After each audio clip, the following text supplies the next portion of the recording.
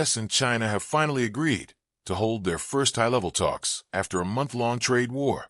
Is this a signal of easing tensions, or just a probing battle? The world is watching. The U.S.-China trade war, which began in earnest after President Donald Trump took office, has had a major impact on the global market as a whole. Beyond a simple dispute between the two countries.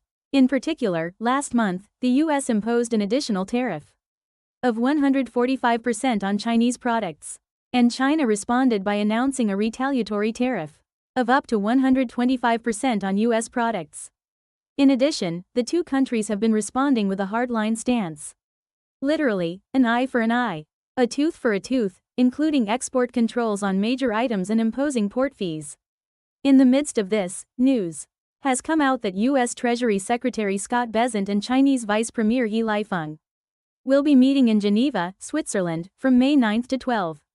This is the first official resumption of talks since the previous tariff conflict. And the two sides are expected to discuss lowering high tariffs, exempting certain items from duty, policies on small imports, and easing export controls. The U.S. stock market has recently plummeted due to the aftermath of the tariff war. In particular, on the 4th of last month, the S&P 500 index plunged 5.97% in a single day, recording its worst drop since March 2020, when the pandemic was at its peak. China was also hit when exports to the U.S. were blocked. Abnormal signs appeared across the manufacturing sector, and at the same time, the U.S. was experiencing hoarding due to inflation concerns. In addition, this trade war had a major impact on countries that are highly dependent on exports, including Korea.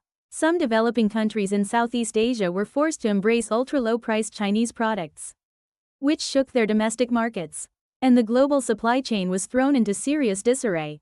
Economic experts are analyzing that this uncertainty is leading to a slowdown in global economic growth. Conscious of this, the Trump administration has recently been sending a conciliatory message that it may reduce some tariffs on China. And China has also been quietly implementing duty-free measures for semiconductors, pharmaceuticals, and chemical products, showing its will to change the situation. The Office of the United States Trade Representative USTR officially announced that trade discussions between the U.S. and China are scheduled in Switzerland.